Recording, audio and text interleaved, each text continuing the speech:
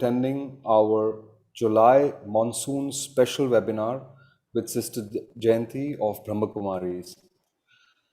I'm privileged to have her here, and she's going to explain us some things which are very, very relevant and critical in today's uncertain times. To introduce her, I'd like to call upon Amit Shah, our Honorary Secretary of the BMPA, to please introduce Sister Jayanti. Thank you, Amit. Over to you. Good evening. Namaste. Om Shanti. Brahma Kumari was founded by Dada Lekharaj Kiplani in 1937 in Hyderabad, now in Pakistan. In 1950, Dada moved to Mount Abu in India with very few followers. In India, Brahma Kumari grew, and Dada has put sisters and didis in forefront to spread the spirituality in the world. I'm talking about 1937. Today, BK has 8,500 centers across the globe and millions of followers. BK believes in the innate goodness of individual. This is natural to each one of us, irrespective of where we are from or who we believe in. BK believes in practicing of meditation in daily life. I've been associated with Brahma Kumari since last 5 years, and I have had a life-changing experiences. You know, friends, we have privilege to have Sister Shivani session in the 2019 Print Summit, which was the super session liked by each and every one of us. Currently, we all are facing uncertain time due to huge pandemic, and each one of us having a lot of anxiety about our future.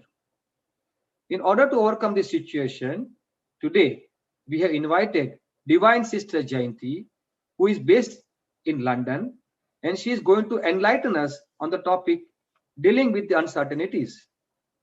Sister Jayanti is the director of Brahma Kumaris for Europe and has been spiritual leader and teacher for last 50 years.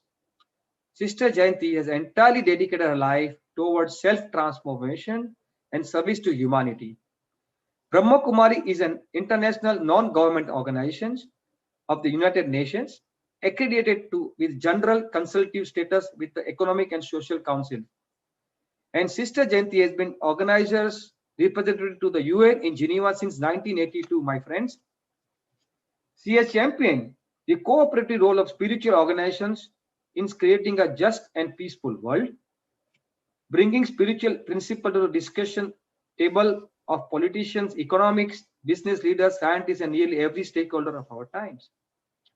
Sister Jayanti has seen the erosion of our spiritual values as underlying cause of the crisis that world is facing today. Isn't it, friend? Today it's true. Today, our session is divided in three parts. Sister will talk, then one-to-one interaction with Didi, sister, and then question answer, whoever have some questions, and 3 to 5 minutes of meditations. BMPA is really proud and honored to invite Sister Jayanti. Over to you, Sister Jayanti.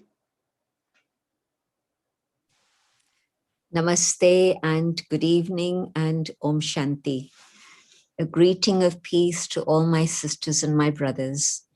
It's a privilege to be with you for this very special gathering. And I'm very pleased to know that you now have these monthly gatherings so that then there can be that awareness of a different dimension of the world. It's so easy to get caught up in just materialistic living, just the day-to-day things of survival take precedence. But in fact, behind the day-to-day things, or I should say, above those things is the spiritual dimension. And if we explore that a little and take that power and sustenance that that brings to us, it helps us deal with all the things on the material level, because it's sure that things are changing and things are going to continually change. But I can't ignore the change. I can't pretend that it's not happening. Also, I can't resist the change and say normal now has to be the way normality was before the pandemic. Too many things have been shifted out of sync. So what can I do?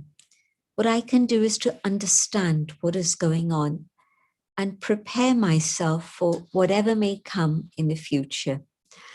It was very interesting that last year I was in India from February through to July, and then the flights began and I was able to return back to London, where I live and work. And there were many, many astrological predictions about how long the pandemic was going to last. And interesting, at least the things that I read, none of those happened. The pandemic continued, the first wave finished, the second wave began, and now who knows what the future holds. And so especially in your particular business of publishing, things have changed dramatically, not just because of the pandemic, but because of technology. There's been vast developments in technology, and most people would say that's brilliant, it's great. And yes, of course, but it feels as if technology is one thing, but human qualities and values are something quite different. And so can we progress in technology and also develop our own innate spiritual values so that we're able to cope with all the changes of technology and the advances that are happening? I'm sure we can. We are the ones who are the creators. We're the ones who have created technology, and technology isn't ever going to come to the point where it takes us over. I know from time to time, I hear of lots of scary stories about how AI, artificial intelligence, is going to take over the world and human beings will become irrelevant. Not true. It is the human spirit, the human soul that has absolutely all the qualities of life itself. And it is because of this inner being, the living being, and the image that you see behind me of this point of light is actually that reminder that although what you're seeing is this physical form, yet all of us are actually that infinitesimal being of light that's able to radiate, and not just radiate and give life to this body, but radiate in such a way that there's light on my path. And so although the future seems to be very dark, if I'm in touch with my own inner being, my own inner world, I can see light on my path and I can know which direction I need to be moving in to be able to have safety and protection for myself, my loved ones, but also all my friends and colleagues. And in fact, all of us are actually one family. We've forgotten this, but our ancient texts remind us that there is one creator and we are all part of the same creation. And so where do I begin? Well, let's look at the possible scenarios of the future. And it could be the immediate future, it could be midterm, it could be long term. But there's essentially a few things that we can start to explore. Firstly, the state of the body in terms of health, the state of the mind, again, in terms of its robustness, in terms of its power, in terms of its stability, the state of wealth, and whether there's going to be abundance or whether there's going to be scarcity, or maybe neither, and there'll always be just enough. We can also look at the situation of relationships. And in terms of relationships, you've seen how much change the last 20 years has brought. All the things that we used to hear about of the Western world seem to have migrated to India also. And so there's a lot of uncertainty about the quality of relationships. And we'll look at that in just a minute. But also, I want us to look at the subject of governance and to what extent the governance that is in place is that which is just and is that which is going to provide safety and care for all the citizens of the land.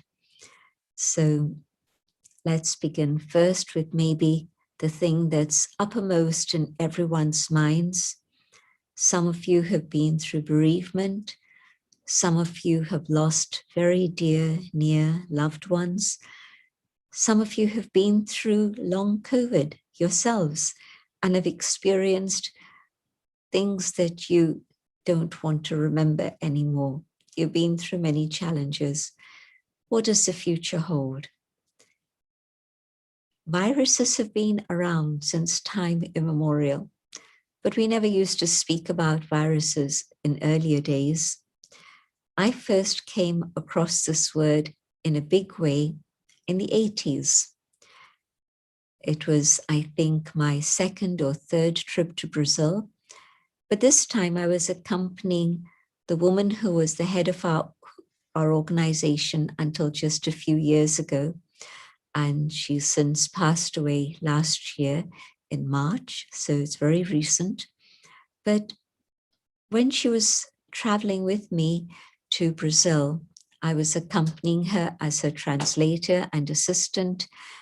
And Dadi Janki was a woman of profound wisdom.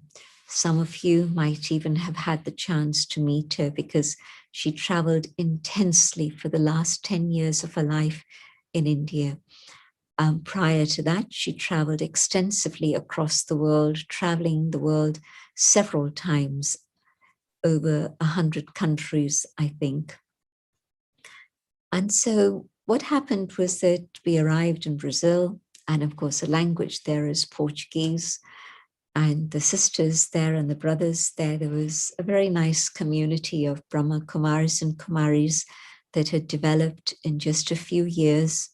Brazilians have a lot of love for God. In fact, the whole of Southern America has that deep bhavana for God.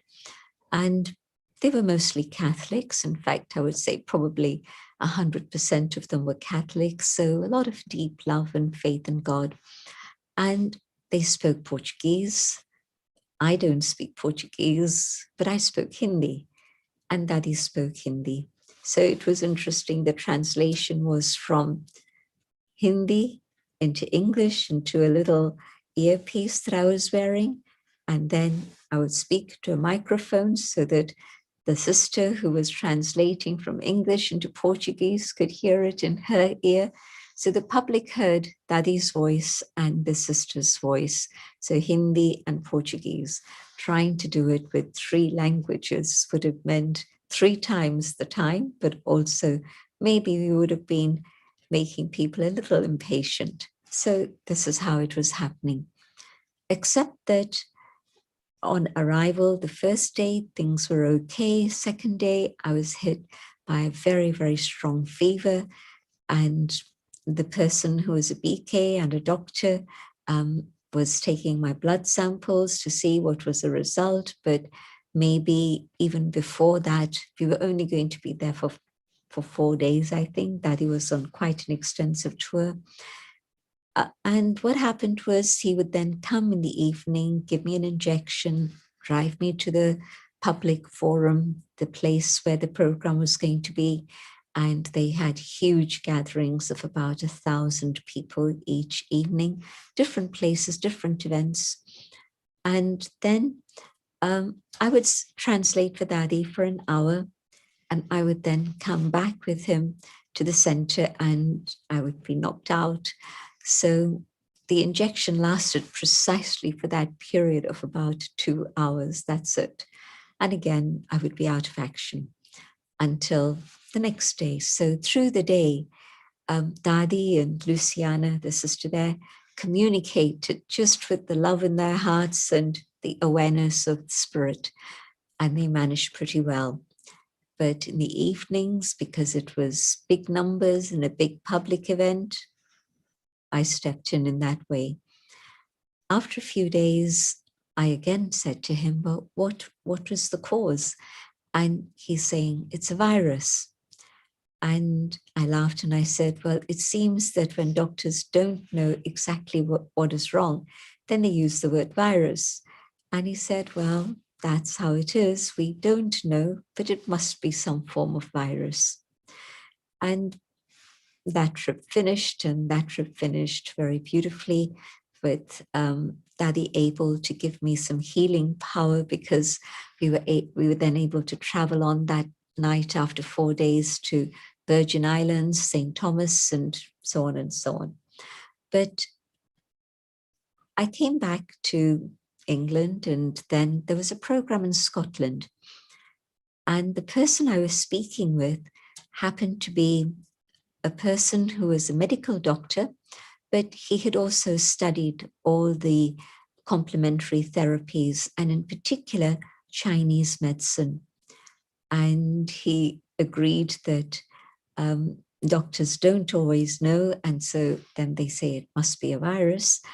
But he also explained that viruses are now so prevalent where they weren't so prevalent before. Well, the viruses were always there, but our human system and the environment was able to support us to a greater extent. He said that the environment in terms of the air, the water we drink, the food we eat, all had been polluted hugely. And so the weakened system within our body was allowing those viruses to impact us. And then he said, yes, it's going to be difficult to come to a point where everything, the air, the food, the water, everything is free from pollution. But what we can do is strengthen the immune system through meditation. I was a bit surprised, and I said to him, how? And he said, well, meditation actually increases immunity, because meditation offers hope to the individual.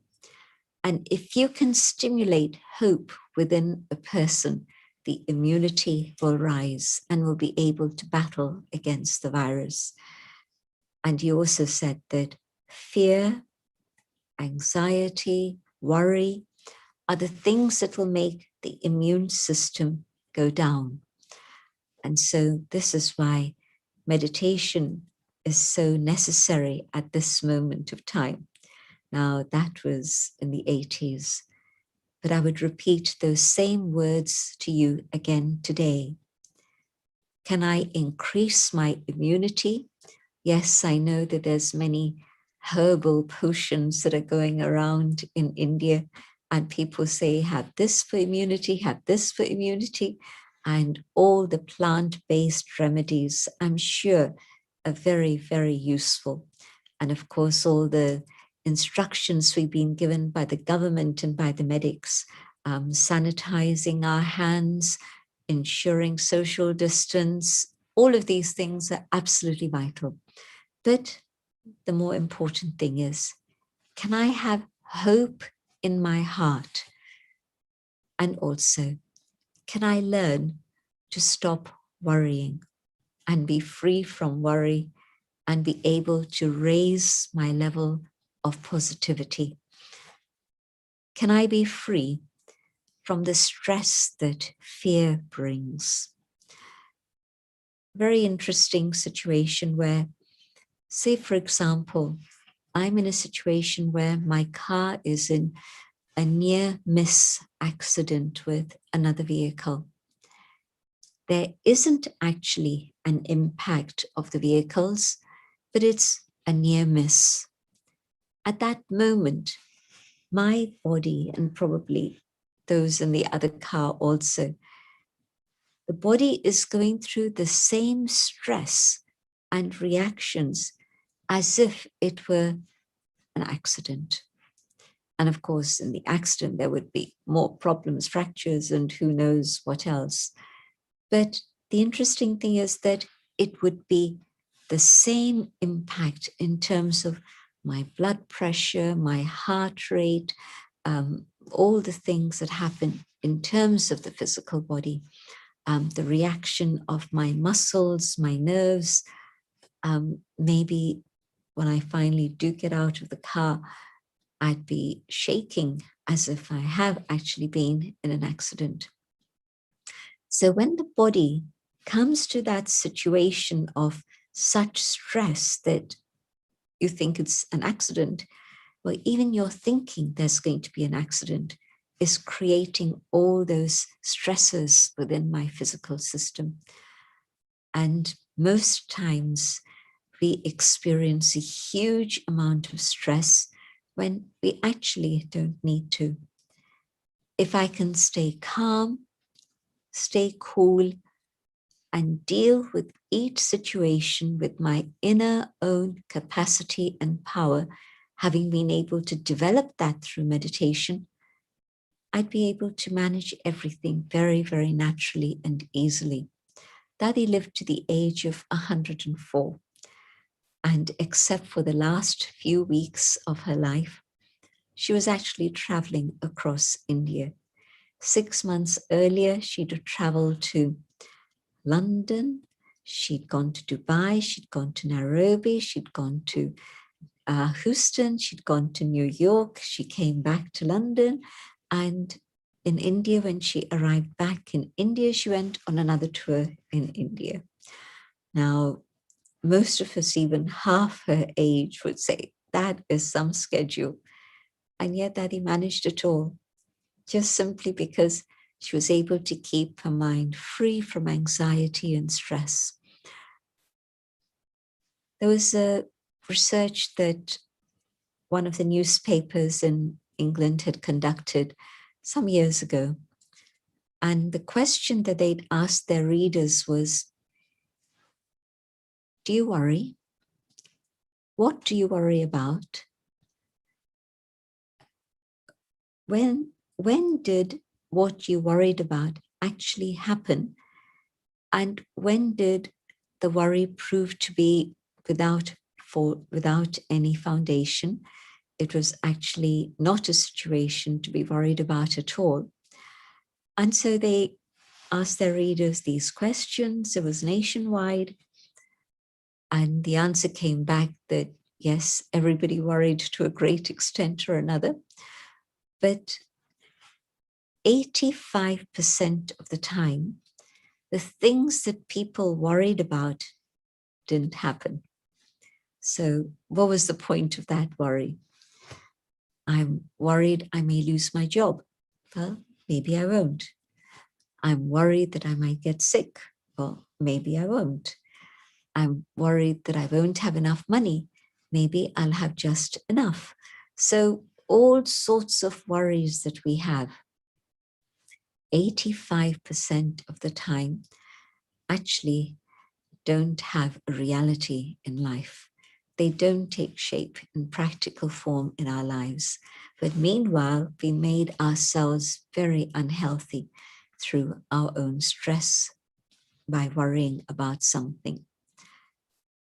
Instead of worrying, can I turn my mind around? And instead of thinking of the worst possible scenario, can I think of the best possible scenario? Because maybe that might happen.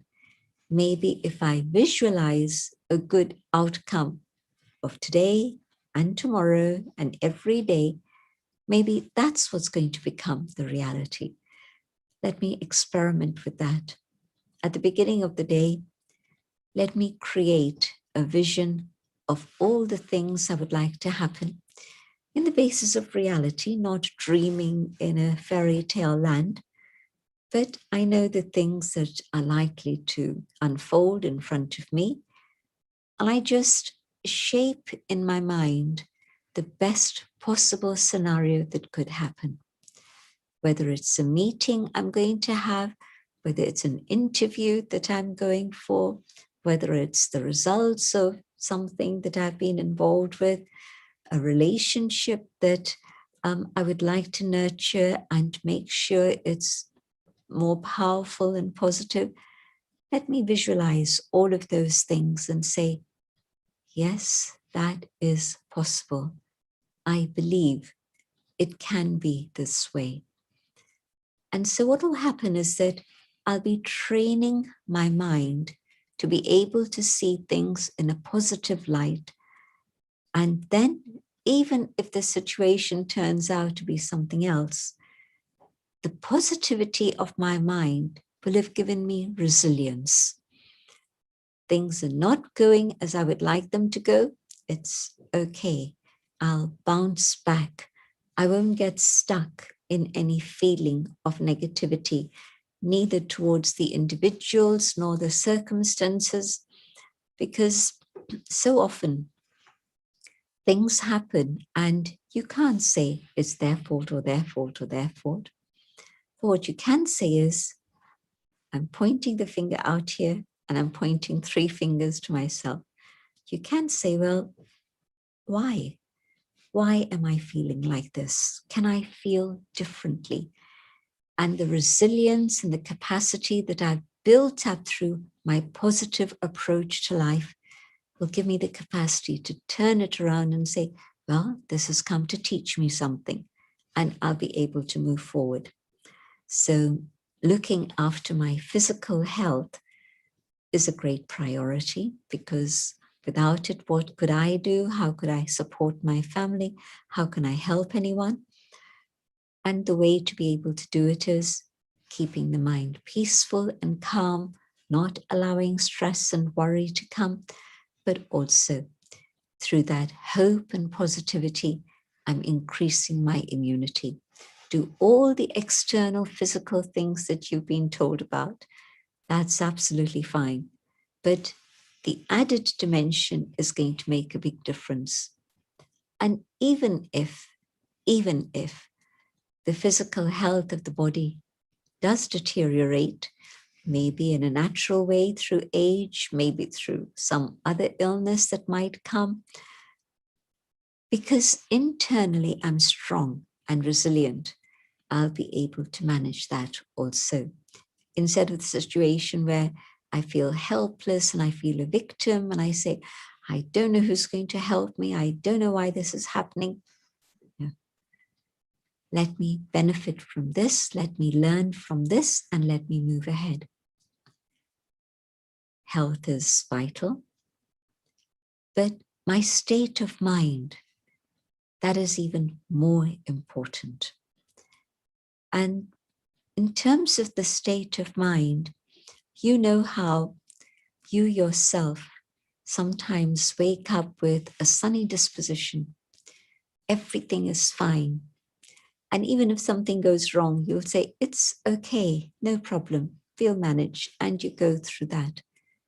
And yet at other times, it feels as if the negativity of the world around has impacted you, and you're carrying the burden of the world on your shoulders, and your shoulders are drooping. And so, of course, in that condition, something minor happens and it creates turbulence inside of you. Or maybe sometimes it even triggers anger at another individual. And of course, that's very dangerous. Anger is an addiction. Maybe we've never thought about it like that.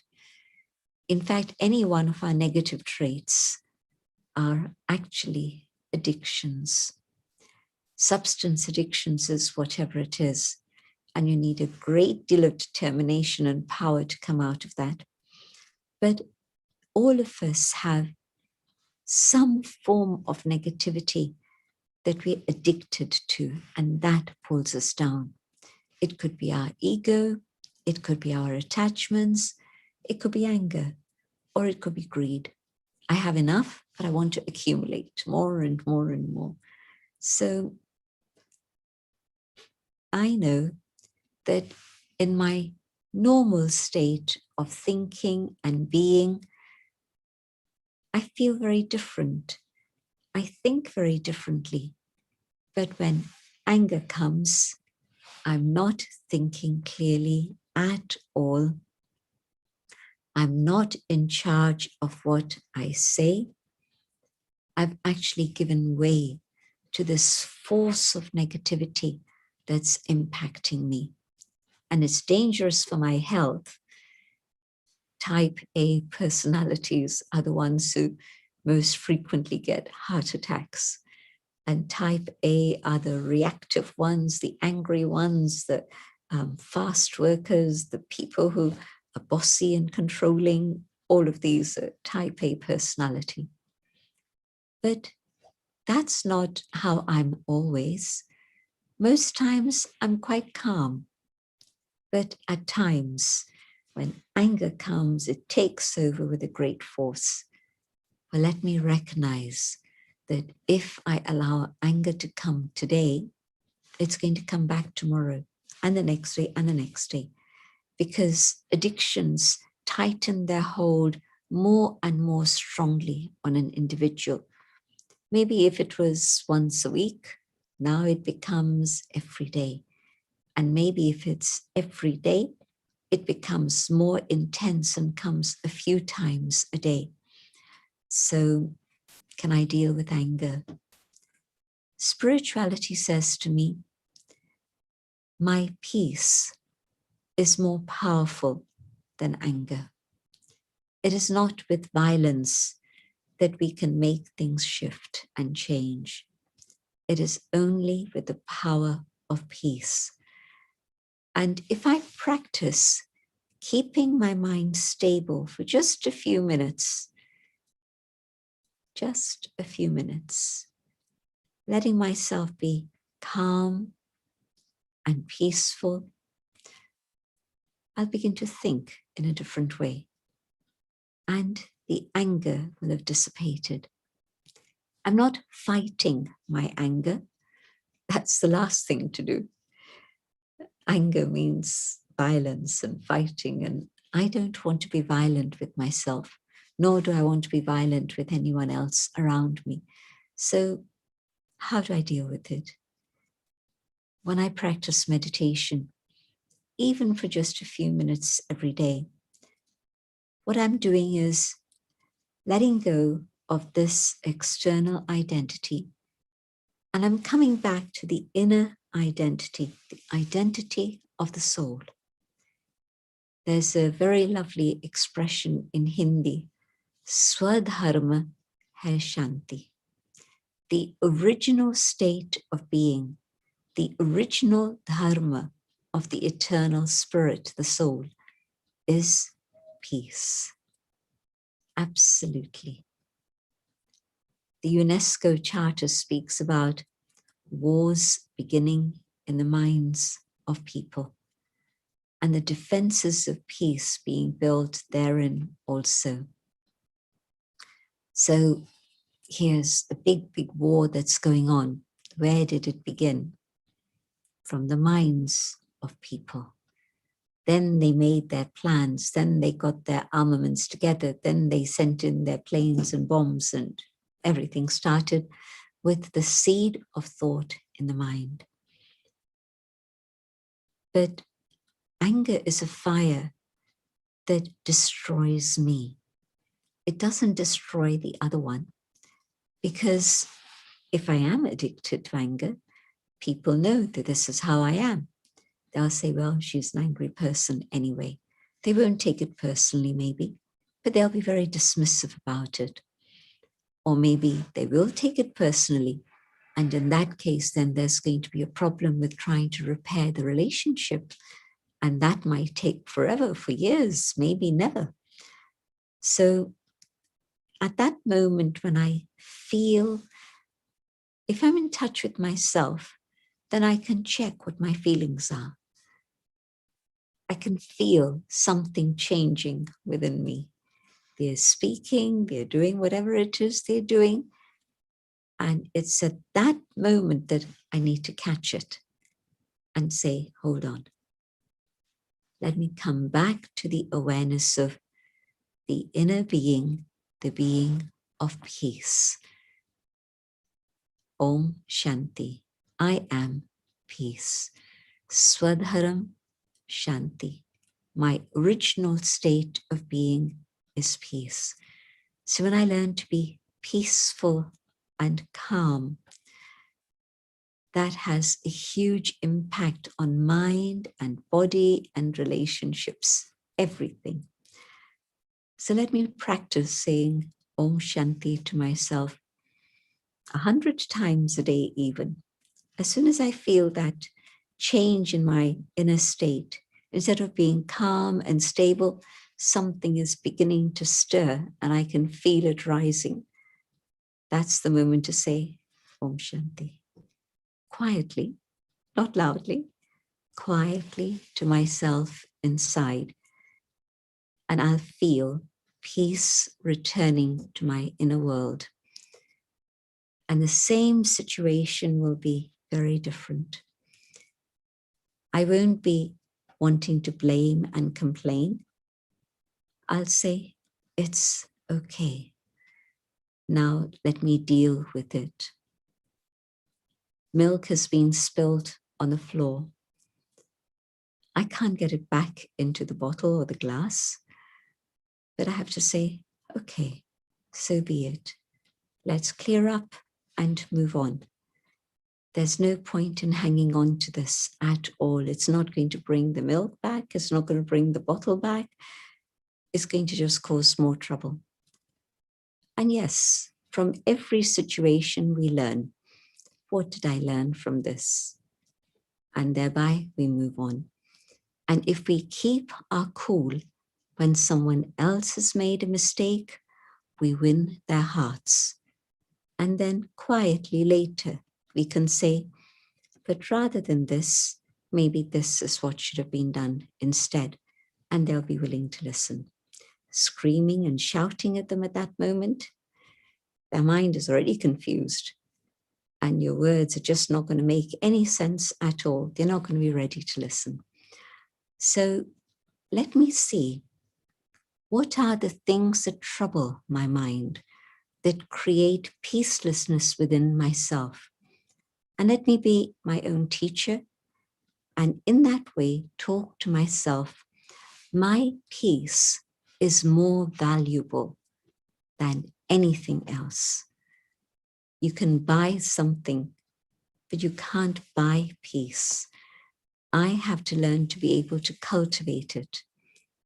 You know how there's an idea and you cultivate an idea and you then put it into a story, you put it into print, and an idea then suddenly becomes a book in your hand. Same thing. Internally, I have peace, but I've forgotten. I remind myself of that. And I come back to that state where now I'm able to nurture it and cultivate it to the point where it becomes a reality in my life, that truly I am walking the path of peace at all times, not sometimes, but at all times. And my mind becomes stronger and stronger, filled with the power of peace. Such peace that you can influence others with that power also, so that they also become peaceful. I've seen the dadis do it, not just one daddy, but those daddies who had years of meditation and time to develop that inner power. They would walk into a room and maybe there was tension in the room, and their presence would calm everyone down. Just their presence without a word being said. But that's possible for all of us. We too can cultivate that because it's something that belongs to us. Peace is my original, my natural state of being. So let me make my mind strong. Because a strong mind isn't a stubborn mind, but it's a mind that has great power and is able to function in the right way at the right time. So when it comes to relationships, then if my mind is powerful, I'll be able to feel what it is the other one needs and what it is I am able to give them. In relationships, we always think that, well, let them give me first and then I can give. And so in that situation, it's not really giving, it's actually a situation in which it's a bargain. It's a business. I give, you give, or you give first and then maybe I'll give. And I'm talking about things like respect and cooperation. If today I can give respect to others, not just those who are elder and senior, but those who are my equals, or even those who are my juniors. If I can give respect, I win their hearts and their cooperation. And if I can cooperate at a time of need, that's the investment that's going to bring me cooperation from others also. It'll also bring me their regard and respect. And so there's a lovely word in Hindi, devta, dene wala. Am I able to give? Why not? Let me take from the divine, from above, and fill myself and be able to give. Is it forgiveness that is needed? Or why not? Let me have a big heart and have that forgiveness so that then I can be free. Forgiveness is a bondage for me. If I don't forgive, I'm keeping myself in bondage. And when I forgive, it's freedom from bondage for me. Freedom from a burden that's holding me back to the past. And so let me give, whether it's give respect, whether it's giving dignity, whether it's giving cooperation, whether it's giving whatever it is the other one is in need of, a kind ear, a compassionate heart, my valuable time, let me be able to give. And then automatically it comes back. The story of give and take is one of boomerang. I give and it comes back. I take and there's a moment when I have to give, choice or no choice. So the mind being strong is able to discern what is the need and fulfill that need. I can decide what I need to do. I won't take a day to decide. I won't take 10 days to decide. No, the moment is now. Can I give now? So let me be able to do that. Many are very concerned about the economy and finances. Two things. Let me simplify my needs. But secondly, let me continue to work with honesty, with the conviction that whatever my needs are going to be fulfilled. I mustn't be lazy. I mustn't be corrupt. I mustn't be greedy. And if I've been honest and worked hard with integrity, how is it possible for the return not to come back to me? And so a different attitude. A generous heart means there'll be abundance. A miserly heart means that maybe I'll have, maybe I won't have. But a generous heart and the abundance will follow. It will come automatically. And then the last thing that I want to touch upon now is the whole subject of governance. I can't change what's happening around me. Why? Because it's a time that's been described as Kali Yuga, the dark night, the period of darkness. But I want to ask you, what comes after Kali Yuga? Nothing? The end? Om Shanti? Nothing at all? Well, that's not quite how things work. After the night, what comes? The day. But after the day, the night comes. And so we've been through a period of darkness. And I see that what's ahead is a period of light. And so I believe deeply that as we change, the world changes also.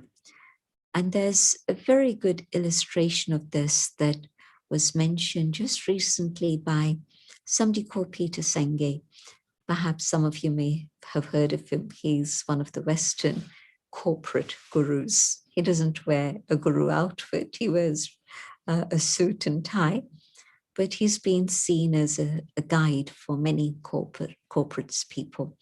And what he's now talking about is how if you want to change a system, systemic change will only happen when there's profound inner change, personal change.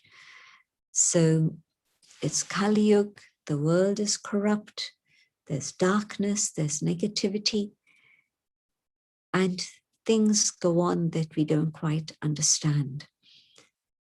But if I change and I come back to my own inner core values of peace, of love, of truth, of purity and happiness, these are the original 5 qualities of the human spirit. If I have these qualities, then as a result of these qualities, if I experience them, emerge them, use them in my day-to-day activity, my world begins to change. People around me begin to change. And even if there's a minority in terms of numbers of those who are willing to make this change, then I think that even that minority can be a powerful minority that can make the world change, so that the world comes back to a world of values once more.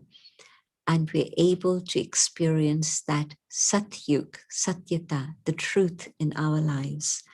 So my vision of personal change is that it's definitely going to have an impact, not just in my little world, that definitely. I change and everybody around me feels the impact of that.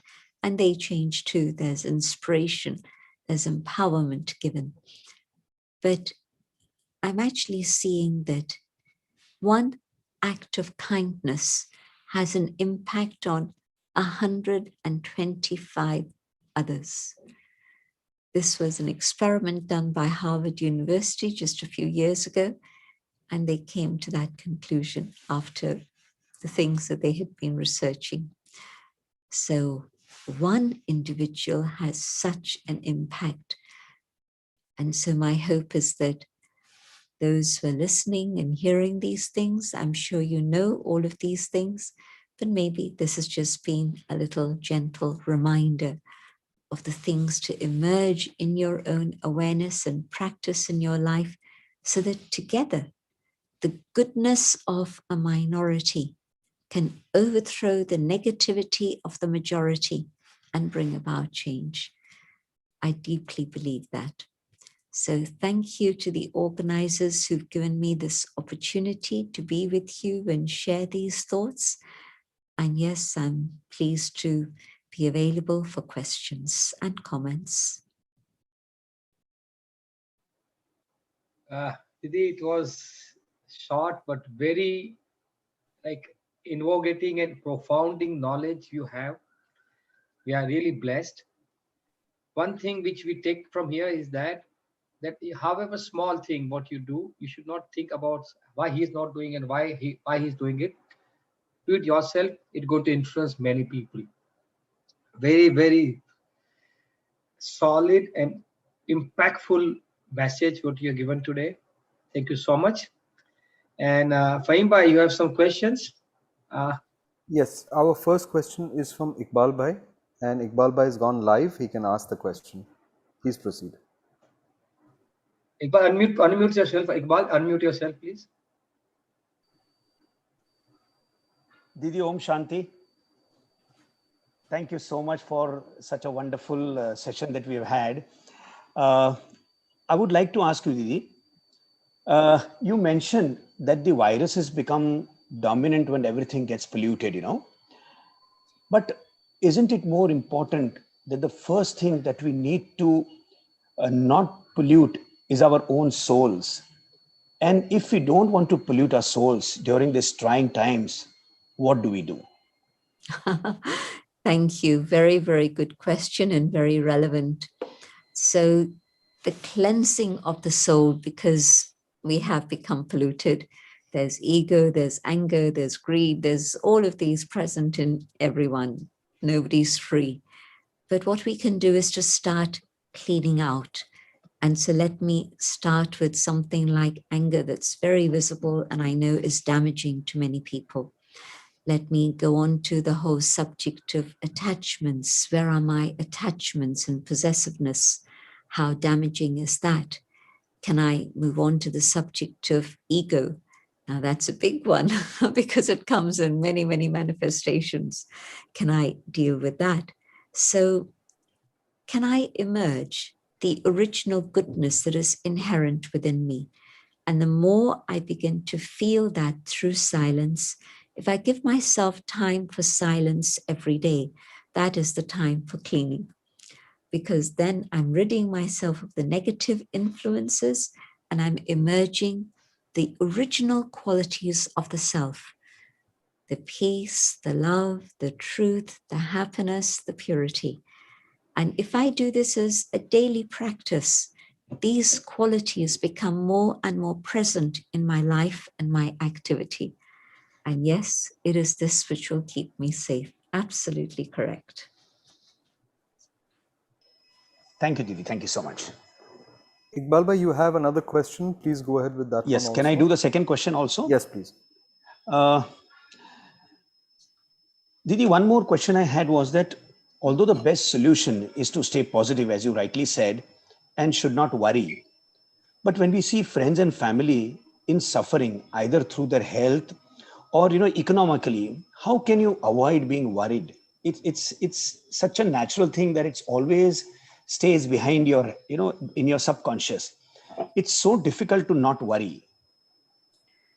I have a question for you. Gee. If I'm worried, how can I help them?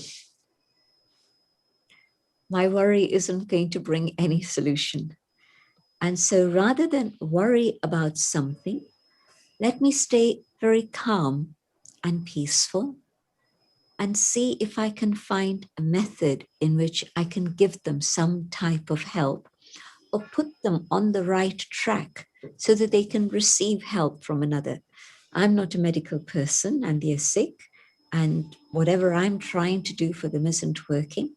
They obviously need some medical help.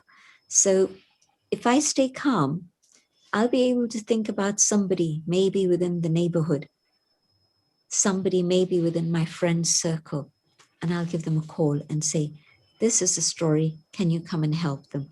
So keeping a calm mind is actually being of more practical assistance to them than having a mind that's just worried.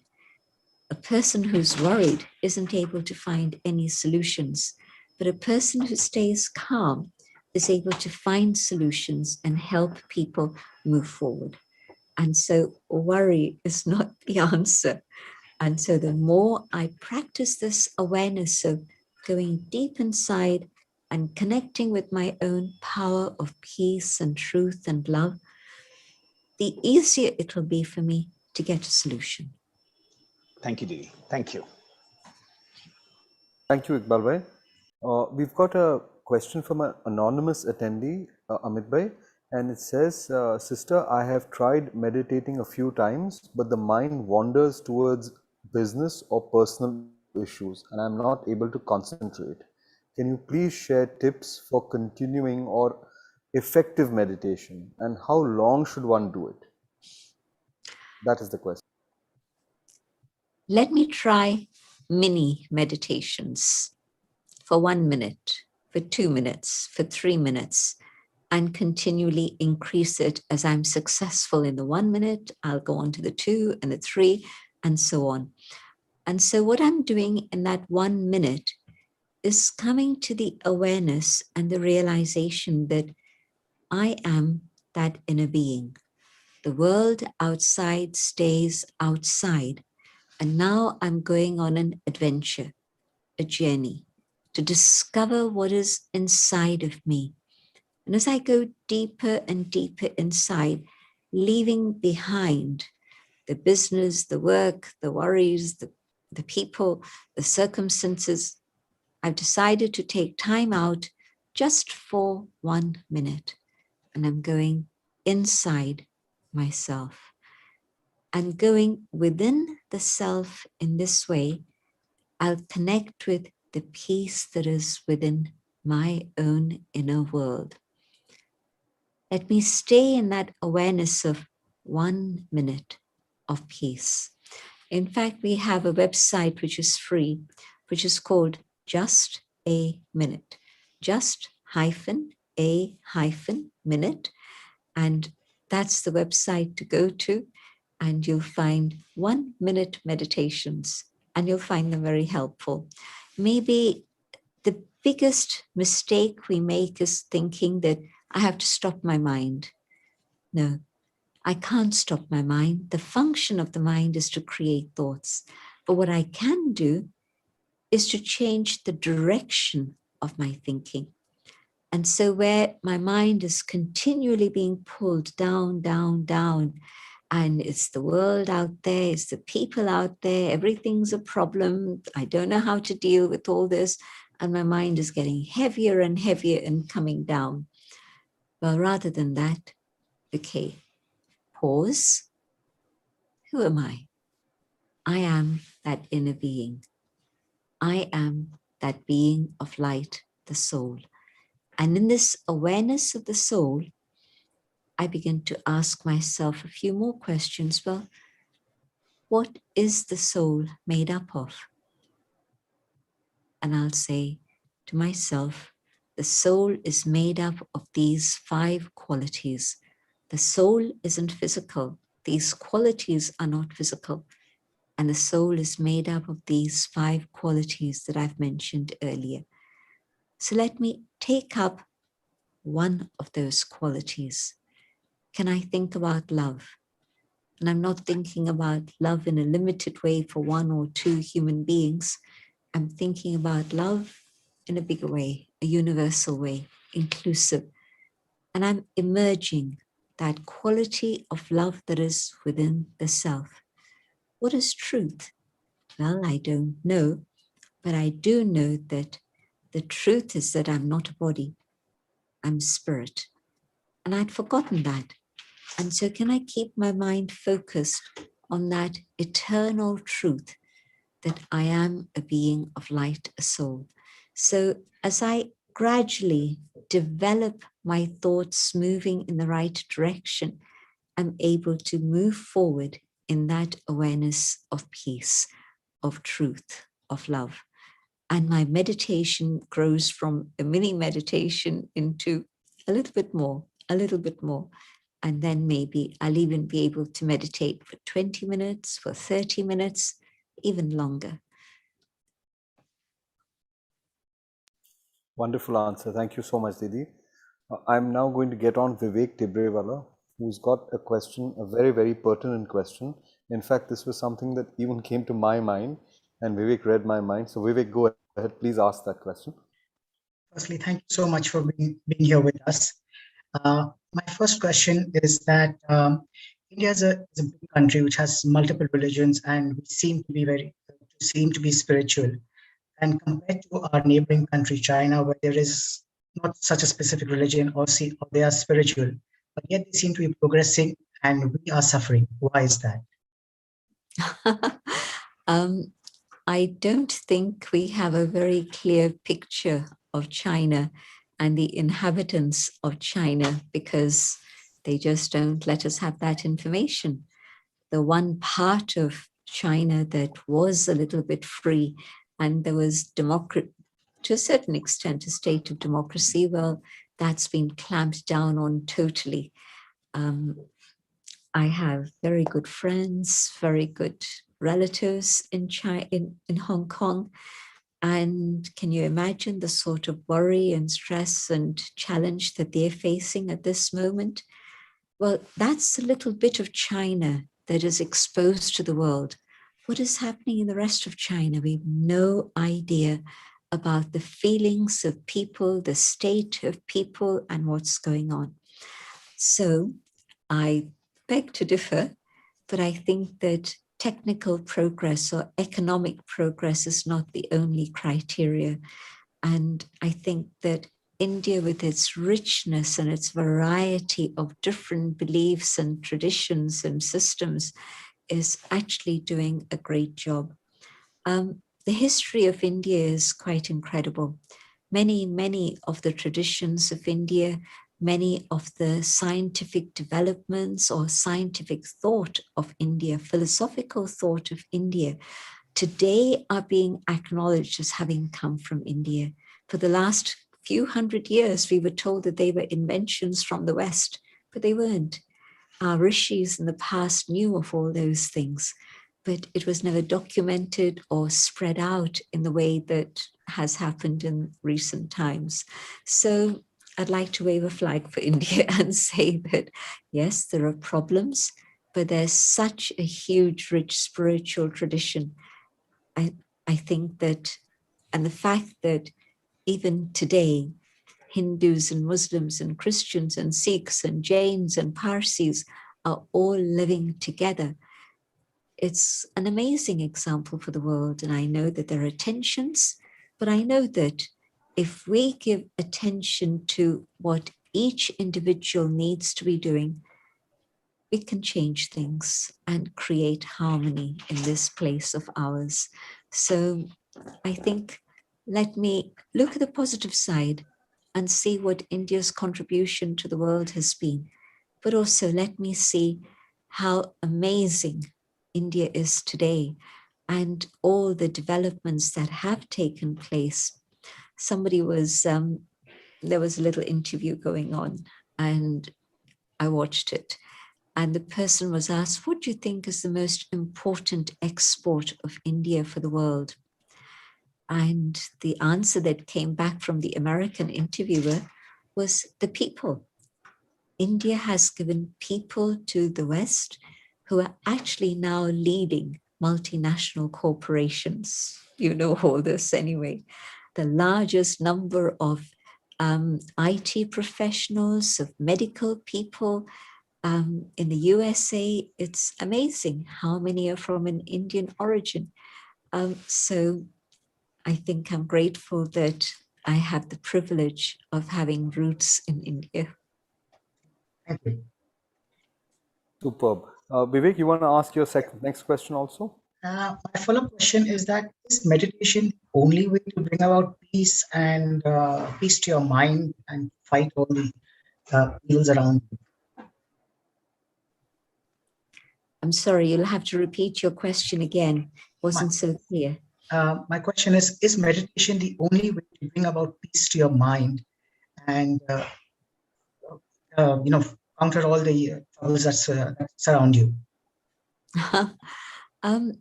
My experience tells me that peace is something that's not only valuable for me, and of course through meditation, yes, there is peace, but meditation also is a preparation for high quality action. And because through meditation, I'm learning not just about keeping the mind quiet and still and peaceful, but I'm also learning about how to develop the highest potential of the mind so that the clarity of thinking is of excellence. The creativity is something which is brilliant. And so as I develop these qualities, it's impacting my relationships, but also my work and activity around me. And so peace is going to generally spread around me, definitely. Have you been in a situation where one person is angry and everybody gets either angry also or scared? Of course, one individual has an impact on the whole gathering, but equally the other way. I've been in situations where everybody's angry and tense, and one person with peace is able to calm people down. Otherwise, something dangerous would have happened, literally. And so, but it's not just peace, but it's also karma yoga. Yoga, the connection with the divine, and then that translated into high quality karma. that brings benefit to me and benefit to everybody around me. Thank you so much.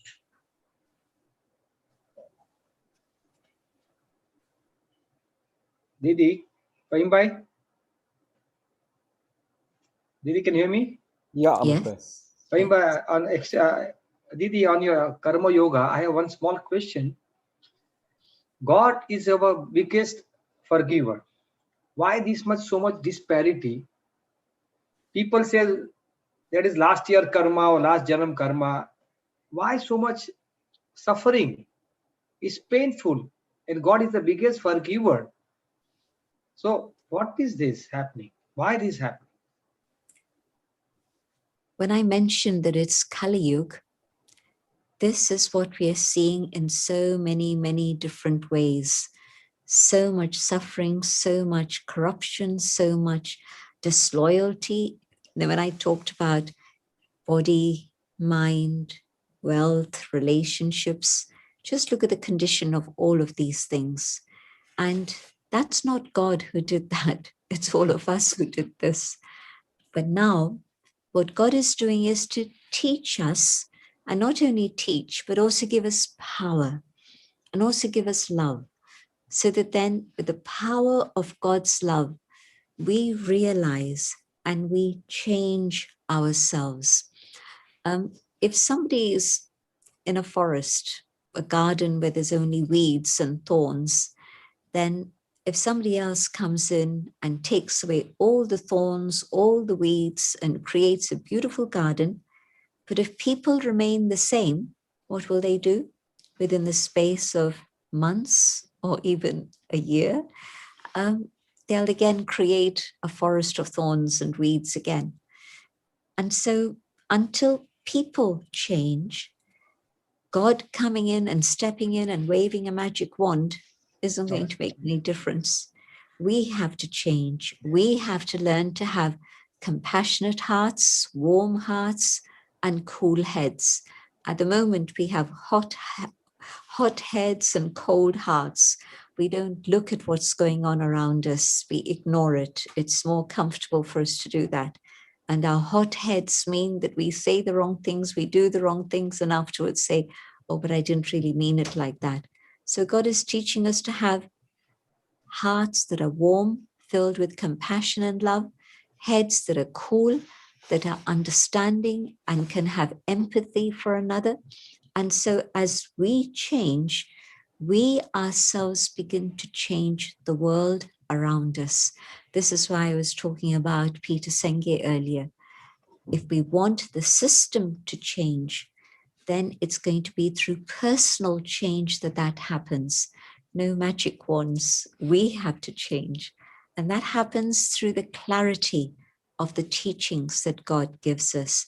If you think about the spiritual laws apply to all religions. They're not just exclusive to one religion. And so which religion is it that says have violence? Every religion says have love. Which religion is it says that don't help and give a helping hand to another? They'll all tell us to do that, but we don't follow that through. And so God says, okay, you've reached a point now where you've suddenly come to a stop. COVID brought the whole world to a standstill. Now, think about who you are, what it is you're meant to be doing, and what your destination is.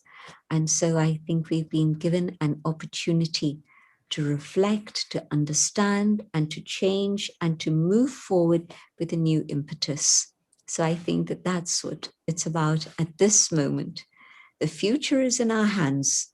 You know, we talk about the uncertain future. But if I allow circumstances to continue with the power of negativity that's been fueling this for a few centuries now, it's not recent, it's a few centuries, the world is going to go into further and further decline. But if today we stop and say, we can do something about it, and we can only create a difference in the world when we have changed. I was invited to a round table in 2019 or maybe 2018 at the UN.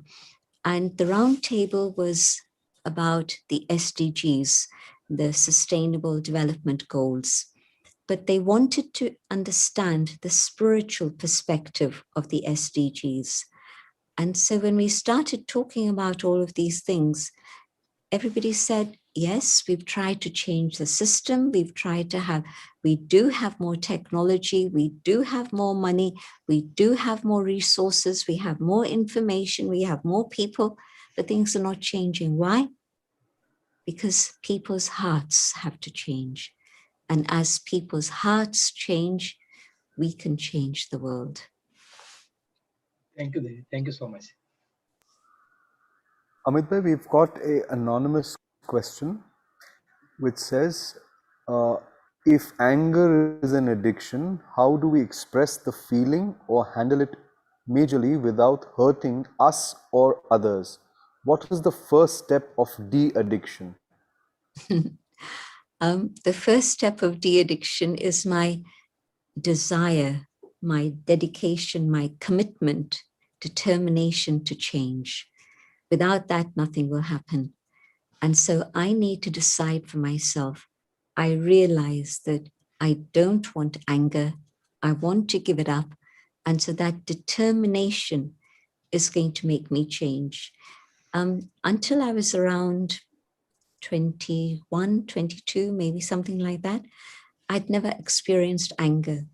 After that, I did experience anger in many, many different situations. And then there came a moment when I got very angry with one particular individual, and I could justify it and say they were very wrong. They were wrong.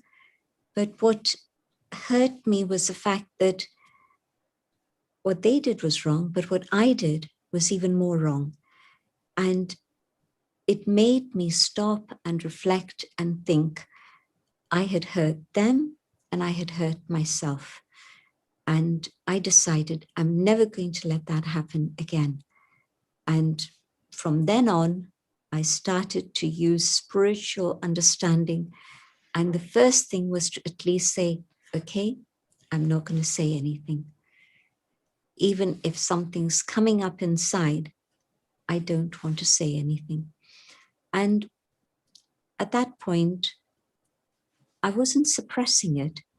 I was understanding that if I let it out, it was going to cause damage. And I didn't want to create damage. And so after preventing myself from saying whatever, I would talk to myself and make myself calm and peaceful and try looking at the situation from different ways. And if you do that quietly, you are going to find a way to take the heat away from inside, because it's not a question of suppression, because then it's like the pressure cooker. Then at some point, the whistle goes off and the explosion happens. So you don't want that either. But at that moment, in the heat of the moment, let me hold my tongue. You know, in English, they say count 10, but do we count 3 or 4? In Hindi, they say, mukh mein mohalra dalo, put a bead in your mouth, but we don't do either. But the message is, wait, take a pause. Don't answer that email instantly. Take a moment, become calm, look at it in different ways, and try and see things from the perspective of the other. So that's the first step, to stop. And then further, can I even start feeling what's going on inside of me? And as I see that something is disturbing me and it might create anger within me, can I stop it there through that feeling and say, hold on, can I look at it from their perspective?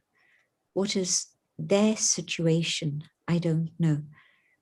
Let me stay cool and let me ask them why they did this, why they said this. There must be a reason that made them do this or say this.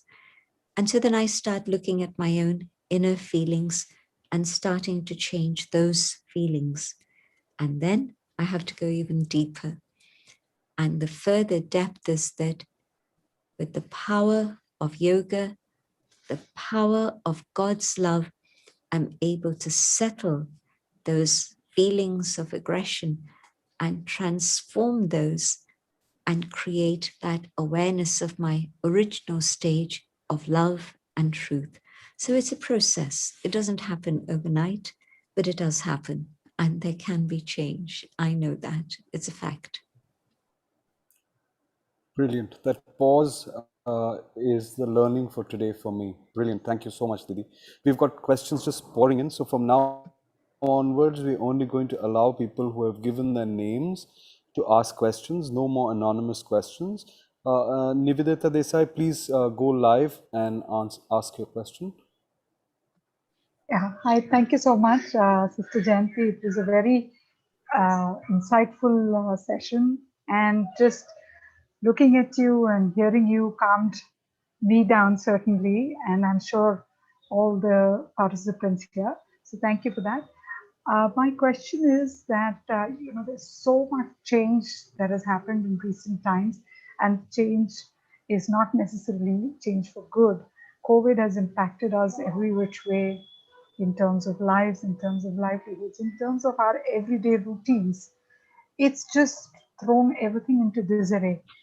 And it tends to overwhelm us in spite of the fact that we try to cope with it, we try to put our best foot forward. We say, yes, nothing, all is not lost here.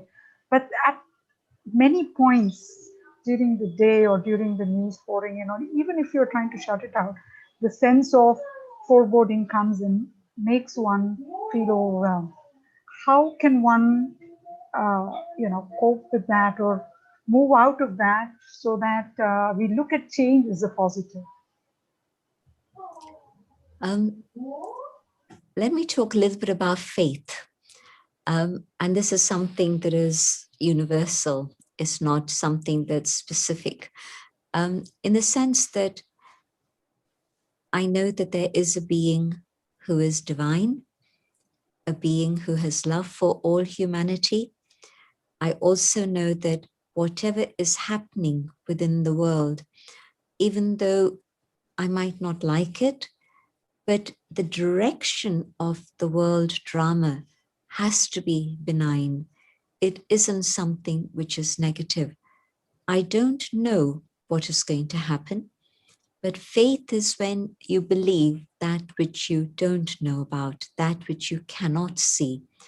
And so if I hold on to this faith that something good is going to come out of all of this, for me personally, but also for the whole of the human race.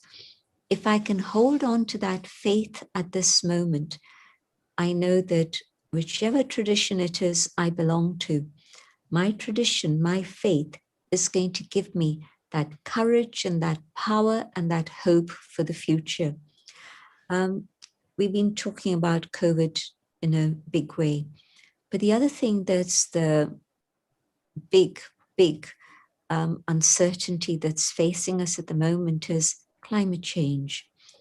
And more people are now beginning to realize that this is something which isn't imagination. It has a reality. And the reality has been that it's been human intervention that has made such a thing happen. So I don't know whether there's going to be floods, whether there's going to be earthquakes, whether there's going to be wildfires. I don't know.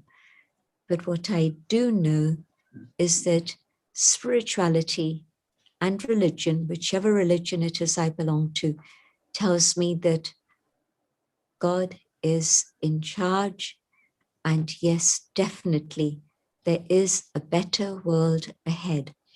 And the phase that we are going through at the current time is a time in which to reflect and learn lessons about my behavior, the behavior of the human family, and to see what changes we can make. I remember when coronavirus first started, or at least when we all sort of became more aware of it around February time, we began to think about corona as karuna, compassion. So corona has come, but what should our response be? our response has to be one of compassion. And so can we find that compassion in our hearts to be able to accept all as part of my family and to do the little that I can today to help another. And the little that I do is going to encourage me and bring hope to 125 others, but it's going to encourage me to do a little bit more, and I'll be able to move forward. So spirituality gives me faith and hope that we've created this, so we have the capacity to change it and make it into a better world. I'll share a few words in Hindi and translate them, but I think most of you will understand them. It goes something like this. Smriti, my awareness. Smriti brings vritti, my attitude. My vritti brings my drishti, the vision that I have towards others and situations. The drishti is going to impact my actions, my kriti. And our kriti together creates the Sanskriti, the culture we create. We're going to create that all together. And that new culture in which there's compassion, love, and truth, because these are the original qualities of the human spirit, that culture is going to create the world that we would like to have. We've done this, now it's time to do something else.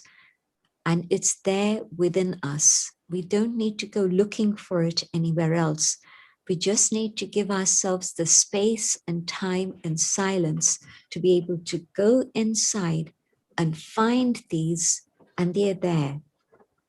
They're not lost, they're eternal, but we're not in touch with them. And so the more we go deeper within ourselves in silence, we're going to discover these and start using them in our actions. So I am absolutely convinced that we're at the start of a new era. This has been a period of awakening. And through this awakening, many of us have realized that it's time to prepare for the next part. Do you know which are the two words that have been the most Googled over the last year? God and prayer.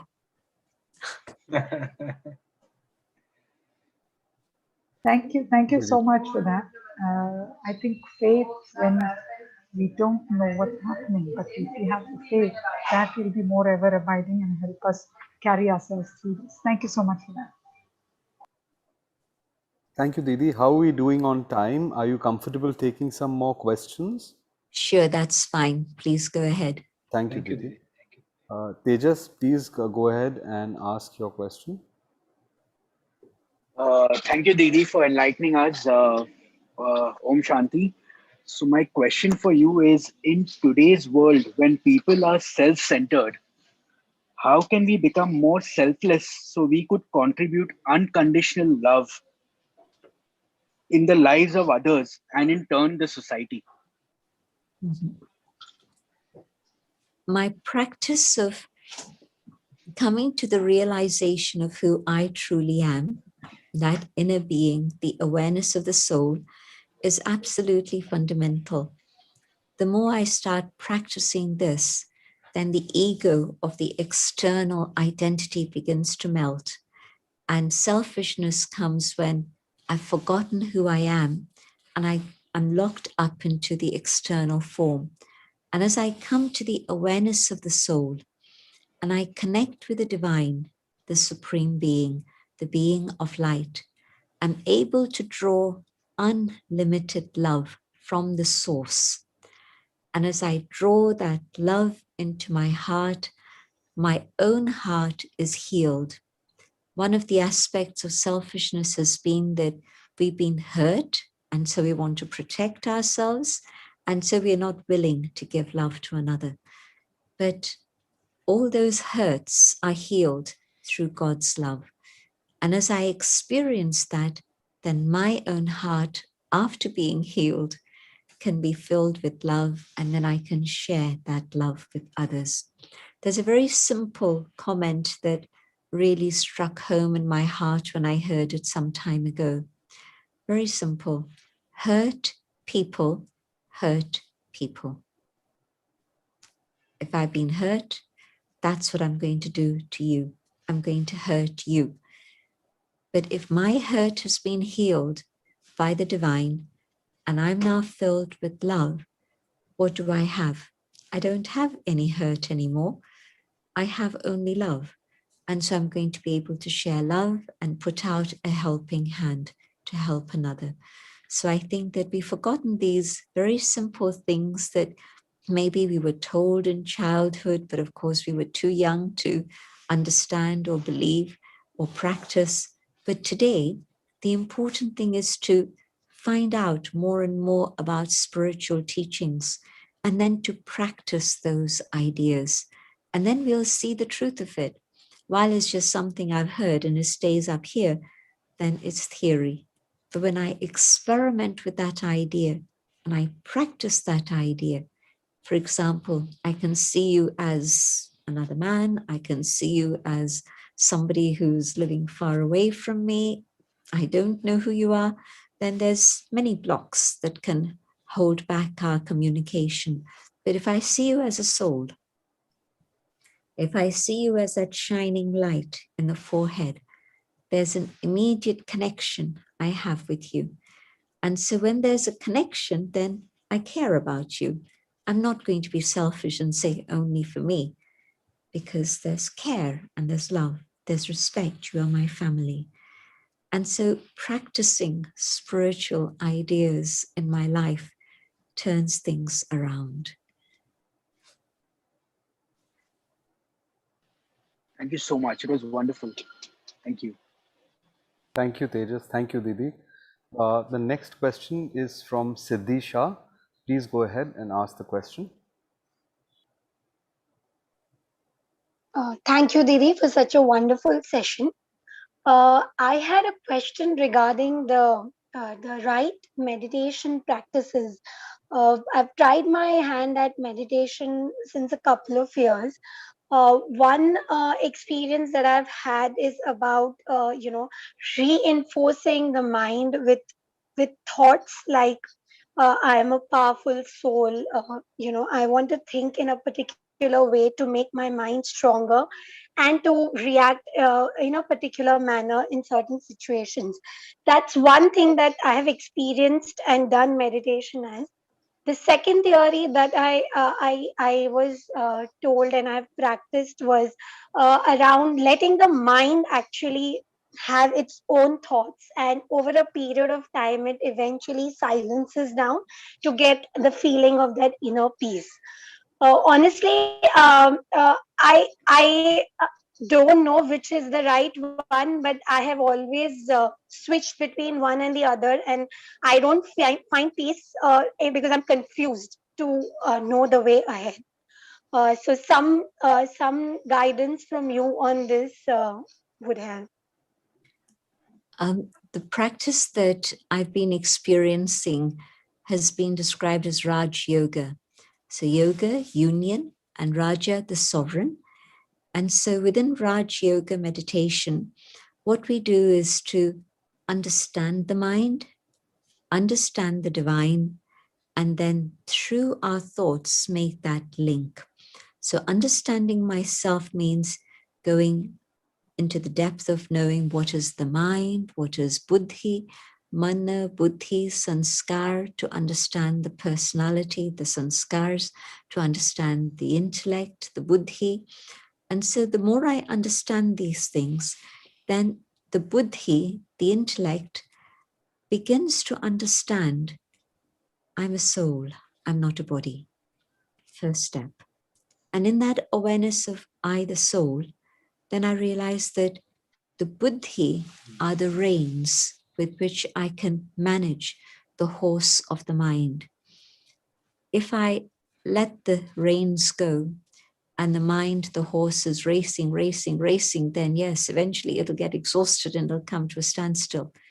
But in that condition, it's not very useful. It's too exhausted. But when I understand that I, the soul, am in charge of my mind, my thoughts, then I let the mind explore the original qualities of the soul. I know that there is peace within. That's my natural state. I know that as a child of the divine, I also have that love within me, the truth, the joy, and the purity. These are the 5 original qualities of the soul. Let me explore them. But more than that, then let me use the power of my mind to connect with the Supreme. Earlier, I mentioned that this image behind me is the image of the form of the soul. But I also understand that this is the image of the divine being, the Supreme Being, by whatever name it is we choose to call that being, the image of the Creator, the one whose image actually is difficult because that being, like the soul, the Supreme Soul is also just an infinitesimal being of light, but is the source of all attributes. And so what I can do is, just as if somebody I love is sitting in Bombay and I'm living in London, I can think about them and make contact with them through my thoughts. And if really it's a genuine relationship of love, they will feel my thoughts reaching them. And they'll probably lift the phone and say, "How are you? I was thinking of you." Or you were thinking of them. That's why they started thinking of you. But the point is that our thoughts connect with others' minds.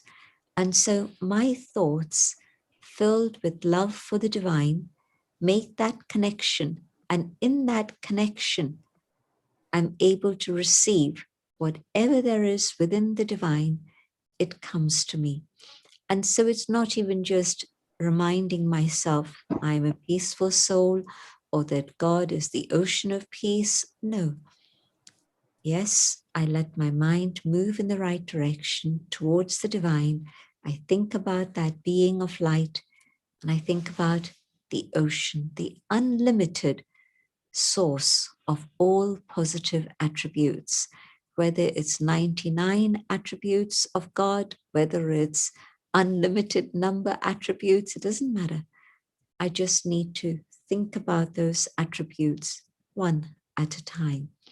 And then not just think about them, but let myself go into the experience of connecting and being in the ocean. And what's happening in that process is that I'm transforming because my own love is emerging, but also the love from the divine is reaching me and is changing my personality so that my original pure personality begins to be expressed. So meditation in this way means I'm connecting, not just thinking about the self, but first step is, yes, think about the eternal being that I am. But second step is to connect with the divine. Thank you. Thank you so much, Didi. Thank you, Didi. Thank you, Siddhi. We've got 2 more questions, Didi. Are we okay to take them? Yes, we can take 2 more questions and then have a few minutes of meditation. Lovely. Tusharji, please go ahead and unmute yourself and start your video and ask your question. Om Shanti Didi. Didi, during the practical life or day-to-day life, these shortcomings like anger, lust, greed, jealousy, they just become a part of life. They come and go. It's very difficult to identify them right at that point that I'm going through such kind of emotion. So are there any tools which could help us to identify that this is something wrong which I'm going and I need to correct myself right at that stage? Because introspection is not very regular. Sometimes these shortcomings come to our notice over a long period of time, and by then we already commit mistakes. You're absolutely right. Even if I try it on a daily basis at the end of the day, I don't always remember the detail, but at least that's the first step. At the end of the day, do an audit. What was it that made you feel bad? And look back, and probably there'll be one or two things that will jump at you. Also, what were the things that made you feel good? What were those things? And so make a note of those also, so you have a very clear picture of plus and minus, and that'll start you moving in the right direction. And then you progress further. And what you do then is, between one thing and another thing, you do again a mental audit. Now, I was in a meeting. Now, I'm finished the meeting and I'm walking down the corridor to the next meeting, or I'm waiting for the next client to come in, whatever. There's always those little pauses. Instead of checking my emails, instead of checking my phones and messages and things like this, no, I'll do that at the right time later. But in between things, one thing has finished, the next thing is about to begin. But again, that checking. Could I have done things differently? And it'll begin to strike you that maybe at that point you interrupted somebody because you were trying to prove something else. Your ego was pushing you. Why isn't this person understanding? They should understand. No, I didn't need to handle it like that. There could have been a different way to do it. And so checking yourself between one situation and the next situation, that's going to give you a very powerful insight into what are the feelings you're going through. How are you expressing those feelings? And so first the expression, let me manage that. And then let me deal with the feelings. And of course, that's the point when you do need to go deep inside in meditation, but also connect with the divine, so that that love, that truth, that purity begins to clean the soul. And yes, transformation happens. I've seen it happen. I've experienced it happening to me. Thank you so much, Didi. Om Shanti. Om Shanti. Thank you, Tusharji, and thank you, sister. Our last question we have from Mehul Desai. I request him to please go live.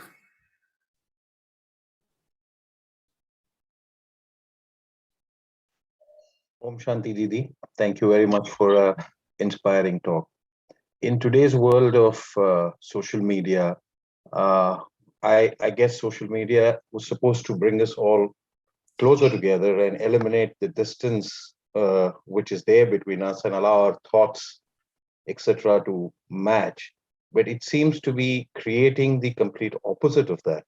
People seem to be very trigger happy. Point in case being the recent football match where 3 players of different skin tone were targeted because in the sheer violence of the whole thing. So it seems to be creating more anarchy than bringing us closer and to think like human beings. So do you think that in times of this social media, we'll be able to eliminate this hatred? Because it's now not just religion, but even the skin tones which are being targeted. So do you think that in these kind of times where people are so trigger happy and don't what they do or how they write or what they're writing, how it's going to impact the other person, do you think we can see love winning over all of this? I hold on to that faith that this is a period of 2 energies. On the one side, the descending energy, the negative energy that's pulling us down, but also the ascending energy that's lifting us up. What's been happening in the situation that you've been talking about, so many people have expressed their support for those 3 young players. And I've spoken about how it's amazing that the next generation, the new generation, have that awareness of togetherness more so than the elders. And so it feels as if on the one side there's that negative power, but in response, there's a very positive energy that's coming up. And so the question for myself personally is, can I hold on to the faith that it's the positive that's going to work, the ascending energy? People today, more people are aware of meditation than ever before in the world. More people are aware that they need to contribute in a positive way to the health of the environment than they were ever before. So many things are happening universally that are actually very, very positive now. Can I join that part, which is the ascending energy, and allow myself to take all the help that I can from the divine, who wants to help, who wants to bring about change, but it can only happen when I change. And so let me come onto that side and say, yes, I'm going to join what appears to be a minority at this moment, but the minority of that which is powerful and positive is going to have a bigger impact than the rest. And so let me join that side, and the ascending energy will continue to grow. And I know that there'll be a better world ahead. Thank you so much. Om Shanti. Fahim bhai, Yes, Fahim bhai, one last question. Siddhi has some short questions. Allow her to last question. The question was, Didi, what is the right age for our kids to start the journey of meditation, and how can we enable or train them? I was 8 and my brother was 4 when my mother had us sit down, and she'd learned these things in India, and we migrated to London, but she brought these ideas with herself. And so at that age, she made us sit down every night and she would share something from spiritual teachings, and we'd be sitting quietly. So that was the first step for us. The seeds were planted at that point. And of course, then gradually they were nurtured. And yes, there was a time when as teenagers, we weren't interested at all. But at the right moment, again, those thoughts guide you and bring you back on track. And so the younger, the better, because young children today are also very hyperactive. That's also partly because of the food we feed them. That's another whole subject, but nutrition has a lot to do with being able to calm the mind and even physically to learn to sit still. But if you start feeding young minds pure thoughts, positive thoughts at a very early age, they also grow and develop these ideas and values. Thank you, Didi. Thank you very much. Amit Bhai, we have completed all the questions. We may move now to the next stage. So Didi, you can start the meditations. Okay. All of you have been listening very patiently, so thank you for that. Just find a way in which you can be seated comfortably so that your body is still. That makes it easier for the mind to focus. And if you want to try an experiment, keep your eyes open and keep your vision on that point of light. And so when you do that, what you'll find is that there's a focus for your eyes, but also when you close your eyes and try and meditate, so often either you're tired and you fall asleep, and that's not meditation, or sometimes the mind goes wandering off in all sorts of different imaginations, and so that's also not useful. So keeping your eyes open is a tremendous help for concentration and focus. But if you'd rather, it's fine to close your eyes also. But the important thing is to be alert and to see what's going on in the mind. I'll speak out my own thoughts in reflection, and I invite you to follow these ideas in your mind. You don't have to repeat the words. To follow these ideas and see where it takes you.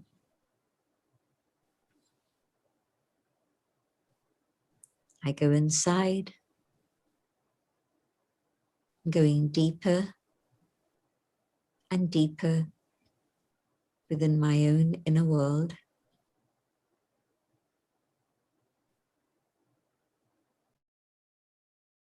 I see my thoughts. And my thoughts at this moment are calm, moving in the direction of the ideas of spirituality. But now I pick up one thought, the thought of peace. And I remind myself, I am not the body, I am the inner being. I am the being of light.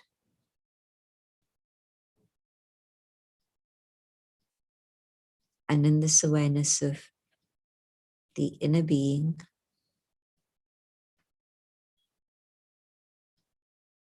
I can feel the peace within. I, the being of light, am a being of peace.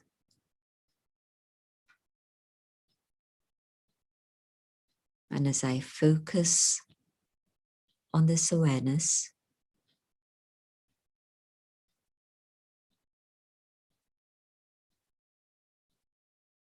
in this quiet space, I can feel the presence of the divine.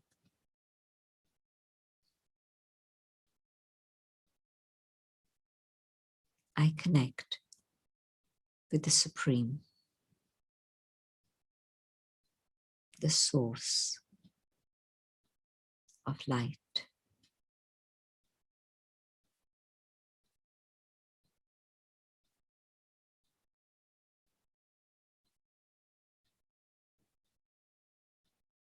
I'm filled with this pure light.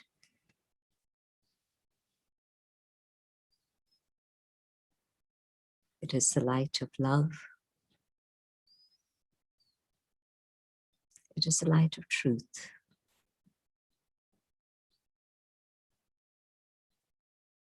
And the power of this pure love is able to heal.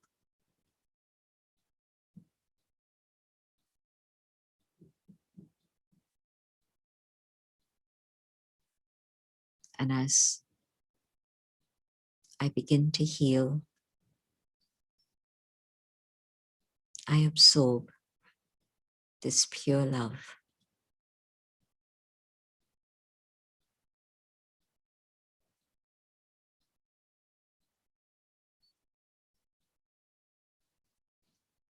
And this love enables me to forgive, to let go, so that I can be free.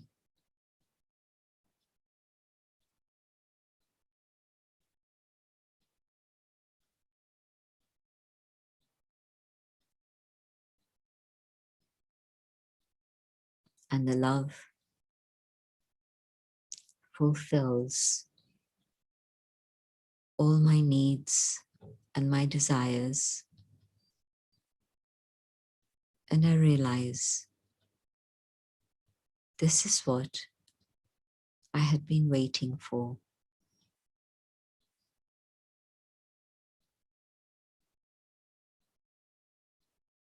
And the power of this love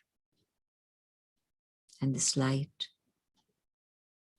reach out into the world.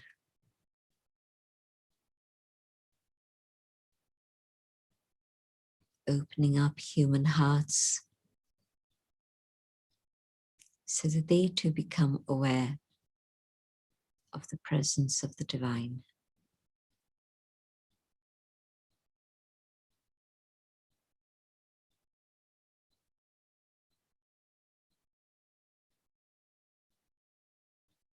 Carrying this peace, this love, and this light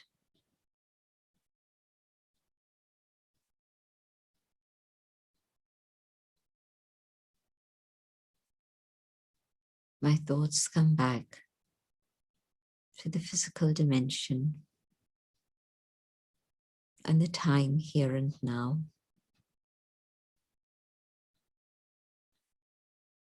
But now I resolve to keep this awareness of who I am, so that I keep this light and love and peace within myself. Om Shanti.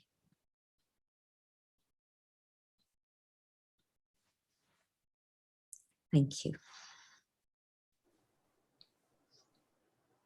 Om Shanti Didi. It was really a good experience. We are beyond words to express our gratitude and our happiness that you are here for us at so long and so good self. Thank you so much from bottom of our heart.